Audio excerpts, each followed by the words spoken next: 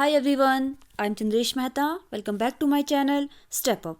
So in previous class, we had done with the concept of diverse learners in which we covered hearing impairment children and visual impairment children. So in this video, I'm going to discuss about gifted children and creative children. इस video में हम देखेंगे क्या क्या need है, importance है और क्या क्या एजुकेशनल प्रोविज़न प्रोवाइड करेंगे ऐसे बच्चे को एजुकेट करने के लिए. So let's start with the topic gifted children. अब गिफ्टेड चिल्ड्रन को हम प्रतिभाशाली बालक कहते हैं. अब ये बालक कौन होते हैं? Gifted child is a child who is naturally endowed with the high degree of mental ability. तो गिफ्टेड बच्चे वो होते हैं जिनके अंदर नेचुरली हाई मेंटल डिग्री पाई जाती है. इनका जो आईक्यू है वो नॉर्मल बच्चे से ज़्यादा होता है. इसलिए ये जो लर्नर्स होते हैं, रैपिड लर्नर्स होते हैं, इनके अंदर एक्सीलेंट मेमोरी होती है, हाई एनर्जी होती है, हर एक काम को ये जो है परफेक्शन के साथ करते हैं. तो ये कैरेक्टरिस्टिक्स है गिफ्टेड बच्चों की, प्रतिभाशाली बालक की.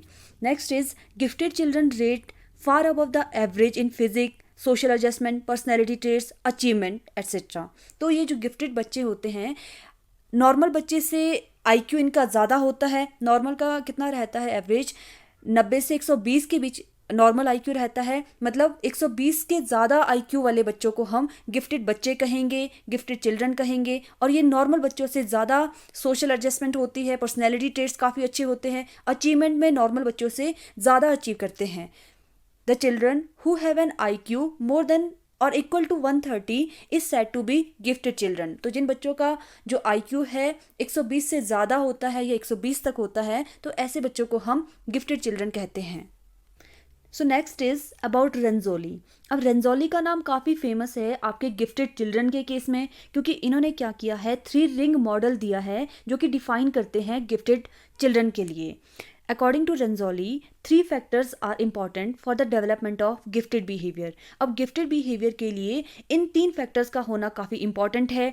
Above high average ability, high creativity and high commitment. कहने का मतलब है अगर किसी बच्चे में एवरेज से ज़्यादा एबिलिटी पाई जाती है, क्रिएटिविटी हाई पाई जाती है एंड टास्क कमिटमेंट ज़्यादा पाया जाता है तो ऐसा बच्चा क्या होगा? गिफ्टेड बच्चा होगा, प्रतिभाशाली बालक होगा. तो कहने का मतलब है जो प्रतिभाशाली बालक होते हैं उनके अंदर एवरेज से ज़्यादा एबिलिटी पाई जाती है, हाई क्रिएटिविटी पाई जाती है एंड हाई कमिटमेंट पाई जाती है ऐसे बच्चों में. तो देखो ये काफ़ी इंपॉर्टेंट होता है, ये जानना हमें बहुत ज़रूरी है कि रेंजोली ने रिंग मॉडल दिया है. क्वेश्चन आ सकता है कि रेंजोली के अकॉर्डिंग इन्होंने क्या किया है, स्क्वायर मॉडल दिया है, रेक्टेंगल मॉडल दिया है या कौन सा मॉडल दिया है गिफ्टेड बच्चों को समझाने के लिए. तो इन्होंने क्या किया है, रिंग मॉडल दिया है जो कि डिस्क्राइब करता है प्रतिभाशाली बालक को, आपके गिफ्टेड चिल्ड्रन को. तो नेक्स्ट हम बात करेंगे कैरेक्टरिस्टिक्स ऑफ गिफ्टेड चिल्ड्रन. जो प्रतिभाशाली बालक है उनकी क्या क्या विशेषताएं हैं. तो very first one is high energy इनके अंदर होती है, ऑप्टिमिस्टिक होते हैं ये लोग, रैपिड लर्नर्स होते हैं, एक्सीलेंट मेमोरी होती है, लार्ज वोकेबुलरी होती है, सेंस ऑफ इमेजिनेशन काफ़ी अच्छा होता है, सेंस ऑफ ह्यूमर काफ़ी अच्छा होता है, हर एक क्वेश्चन को जो है लॉजिकली पूछेंगे, एब्स्ट्रैक्ट थिंकिंग होती है, एब्स्ट्रैक्ट रीजनिंग ये करते हैं, सोशल इश्यूज़ के प्रति कंसर्न दिखाते हैं, लॉन्गर इनका अटेंशन स्पैन रहता है, कंसंट्रेशन पावर भी ज़्यादा होती है एंड स्ट्रॉन्ग इमेजिनेशन होती है. इसके अलावा भी बहुत सारी कैरेक्टरिस्टिक्स है जो कि आपके गिफ्टेड चिल्ड्रन की होती है. सो नेक्स्ट हम बात करेंगे चैलेंजेस या problems related with gifted children. अब ऐसा नहीं है कि बच्चा गिफ्टेड है, प्रतिभाशाली है तो उसको एजुकेशन लेने में कोई समस्या नहीं आएगी. तो बहुत सारी प्रॉब्लम्स है, चैलेंजेस हैं. लेट्स सी क्या क्या चैलेंजेस है. सेल्फ एस्टीम्स इश्यूज आते हैं, एडजस्टमेंट प्रॉब्लम्स आती है, may be different to class work, they may develop inferiority complex, if class work is easy for them they may feel boredom. तो इनके लिए क्या होता है, अगर क्लासरूम का करिकुलम इनके अकॉर्डिंग नहीं होता है तो क्लास में ये बोरियत फील करते हैं. तो इसके लिए हमें चाहिए कि एनरिच करिकुलम होना सो दैट कि ये अपनी एक्टिविटीज़ में इन्वॉल्व हो, अदरवाइज जो है ये बोरियत महसूस करेंगे. नेक्स्ट इनको एडजस्टमेंट से रिलेटेड काफ़ी समस्या रहती है. अगर कोई गिफ्टेड चिल्ड्रन अपने पीयर ग्रुप के साथ खेल रहे हैं और जो उसके फ्रेंड्स हैं उसको प्रायोरिटी नहीं देते हैं ड्यूरिंग प्ले टाइम तो इन बच्चों को जो है इन्फीरियोरिटी कॉम्प्लेक्स आ जाता है, सेल्फ एस्टीम्स इशू आ जाते हैं कि मेरा तो वजूद नहीं है. तो इस तरह से ये चाहते हैं कि हमें जो है प्रायोरिटी में रखा जाए. तो इस तरह से हम कह सकते हैं कि एडजस्टमेंट से रिलेटेड, सेल्फ एस्टीम से रिलेटेड इन बच्चों को काफ़ी इश्यूज़ रहते हैं. सो नेक्स्ट हम बात करेंगे एजुकेशन फॉर गिफ्टेड चिल्ड्रन। अब ये जो प्रतिभाशाली बालक है, इनको हम किस तरह से एजुकेट करेंगे, क्या क्या स्ट्रेटेजीज होनी चाहिए इनकी एजुकेशन के लिए। So first point is enrichment in curriculum. Their curriculum should be enriched so that their energy can be used in positive direction. अब ऐसे बच्चों के लिए हमने इनके करिकुलम में चेंजेस लाना है, करिकुलम को एनरिच करना है सो दैट इनकी जो एनर्जी है वो पॉजिटिव डायरेक्शन में जा सके, पॉजिटिव डायरेक्शन में इनकी एनर्जी चैनलाइज हो सके। क्योंकि देखो, अगर इनके लिए नॉर्मल अगर इनके लिए करिकुलम होगा ना, तो वो तो बड़े आसानी से कर लेंगे, उसके बाद तो ये क्लासरूम के अंदर बोरियत फील करेंगे। इसलिए इनके अकॉर्डिंग हमने करिकुलम को एनहांस करना है, एनरिच करना है। Second point is grade acceleration. अब इसमें क्या होता है, they can be promoted to the next class according to their ability. कि सपोज दैट कोई बच्चा 5th क्लास में पढ़ रहा है, लेकिन उसकी जो एबिलिटी है वो 10th क्लास के मैथ सॉल्व कर रहा है, 10th क्लास की साइंस को सॉल्व कर रहा है, तो ऐसे बच्चों को हम एक्सेलरेट कर सकते हैं, ग्रेड एक्सेलरेशन कर सकते हैं। डायरेक्ट इस बच्चे को हम 10th क्लास में बिठा सकते हैं। तो ये प्रोविज़न होना चाहिए ग्रेड एक्सेलरेशन का गिफ्टेड बच्चों के लिए according to their ability.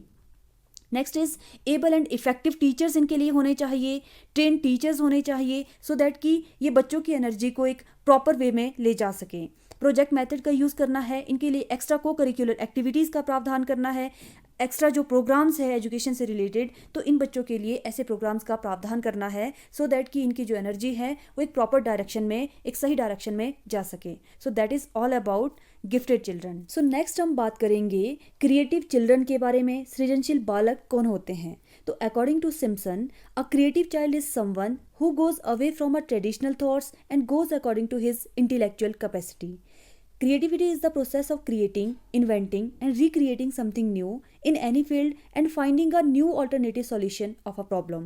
It is a complex mental process that gives rise to changes.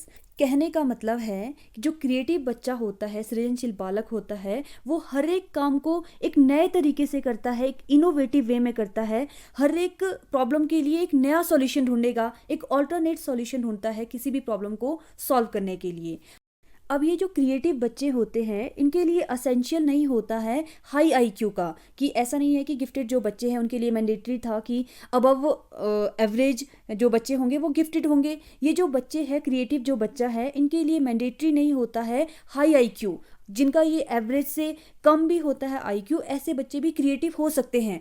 अगर किसी का आईक्यू जो है 85 आईक्यू है या 80 है, मतलब नॉर्मल से कम है, अगर ये बच्चा किसी भी काम को एक नए तरीके से करता है, एक इनोवेटिव वे में करता है, तो इस बच्चे को भी हम क्रिएटिव बच्चा कहेंगे, क्रिएटिव चाइल्ड कहेंगे। तो इनका जो कैरेक्टरिस्टिक्स रहता है कि ये हट के काम करते हैं, हट के सॉल्यूशन ढूंढते हैं, तो ऐसे बच्चे को हम क्रिएटिव बच्चा कहेंगे, सृजनशील बालक कहेंगे। तो देखिए, जैसे इस पिक्चर में ये बच्चे अपनी क्रिएटिविटी दिखा रहे हैं। अब ज़रूरी नहीं है कि बच्चा ड्राइंग में अगर क्रिएटिव है तो सिर्फ वही बच्चा क्रिएटिविटी शो करेगा या क्रिएटिव बच्चा होगा। किसी भी फील्ड में अगर बच्चा एक इनोवेटिव वे में काम को कर रहा है तो वो सारे बच्चे क्रिएटिव चाइल्ड या सृजनशील बालक कहलाएंगे। नेक्स्ट हम बात करेंगे कैरेक्टरिस्टिक्स ऑफ क्रिएटिव चिल्ड्रन। अब ये जो सृजनशील बालक है, इनकी क्या विशेषताएं हैं? Has the ability to form association और कनेक्शन बिटवीन अनरिलेटेड आइडियाज़। अब ये ऐसे कोई आइडियाज़ जो रिलेट ही नहीं कर रहे हैं, तो उनके बीच भी ये कनेक्शन ढूंढते हैं, एसोसिएट करते हैं आइडियाज़ को, जिनकी वजह से ये एक इनोवेटिव वे में एक नया आइडियाज़ जनरेट करते हैं। तो इनके अंदर ऐसी एबिलिटी होती है, नए आइडियाज़ को जनरेट करते हैं। नंबर ऑफ आइडियाज़ इनके अंदर होते हैं, इसलिए हम कह सकते हैं कि इनके अंदर ब्रेनस्टॉर्मिंग कैपेसिटी होती है। ब्रेनस्टॉर्मिंग होता है आइडियाज़ की बरसात, तो ऐसे बच्चों में आइडियाज़ की बरसात होती है, नंबर ऑफ आइडियाज़ होते हैं इनके अंदर। सेंस ऑफ ह्यूमर काफ़ी अच्छा होता है, इंटेलेक्चुअल एबिलिटी होती है, इमेजिनेटिव ये बच्चे होते हैं। डिफ़िकल्ट मतलब जो है डिफरेंट व्यू होता है, ये जो एक ट्रेडिशनल व्यू होता है कि हम प्रॉब्लम को इस तरह से सॉल्व करेंगे, तो उस चीज़ से हटकर एक इनोवेटिव वे में समस्या का समाधान ढूंढते हैं। जैसे क्लासरूम में हमें पता है कि a+b का होल स्क्वायर क्या होता है, a² + b² + 2ab। तो इसी से जो है हम एक क्वेश्चन को सॉल्व करेंगे कि सिर्फ इसी मेथड से ये क्वेश्चन सॉल्व होगा। लेकिन ऐसे जो बच्चे हैं, इस क्वेश्चन का जो सॉल्यूशन है इससे हटकर सोचेंगे कि हो सकता है हम दूसरे वे में इस क्वेश्चन को सॉल्व करें। तो जो क्रिएटिव बच्चा होगा, उनके अंदर ही ये कैपेसिटी होती है अलग से सोचने की।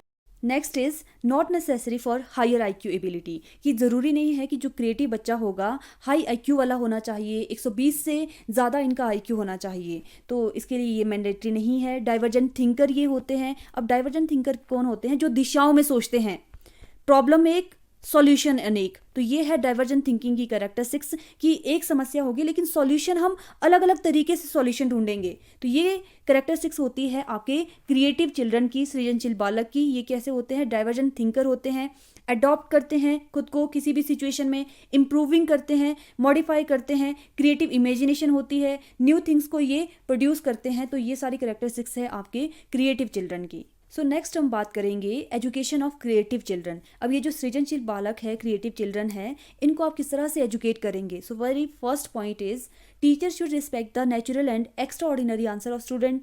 Children should be encourage to participate in debates. Children should be help to bear problem. Children should be encourage for self evaluation. तो हमने क्या करना है? बच्चों के जो एक्स्ट्रा ऑर्डिनरी आंसर होते हैं उनको आपने रिस्पेक्ट करना है। अब ऐसा नहीं होना चाहिए कि टीचर कि बच्चा जो है एक इनोवेटिव वे में आपको आंसर दे रहा है और टीचर जो है ये बोल दे कि मैंने तुम्हें ये समझाया था, तुम्हें आंसर इस तरह से करना चाहिए। तो हमें ये नहीं करना है। तो हमें बच्चों के जो आंसर है उनको आपने रिस्पेक्ट देनी है, रिगार्ड देनी है, क्योंकि ऐसे बच्चों के अंदर जो होते हैं ये जनरेट करते हैं, इनके अंदर ये कैरेक्टरिस्टिक्स होती है कि ये न्यू आइडियाज़ को जनरेट करते हैं। तो उनको आपने रिस्पेक्ट देनी है।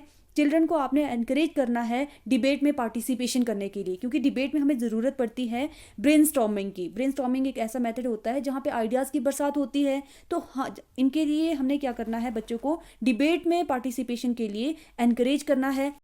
नेक्स्ट हम बच्चों को एनकरेज कर सकते हैं सेल्फ इवेल्युएशन के लिए, कि अगर आप आइडियाज़ को जनरेट कर रहे हैं तो उसमें ओरिजिनलिटी होनी चाहिए, इलेबोरेशन होनी चाहिए, सेंसिटिविटी होनी चाहिए, फ्लेक्सिबिलिटी होनी चाहिए आपके विचारों में। तो इस तरह से हम एनकरेज कर सकते हैं क्रिएटिव चिल्ड्रन को।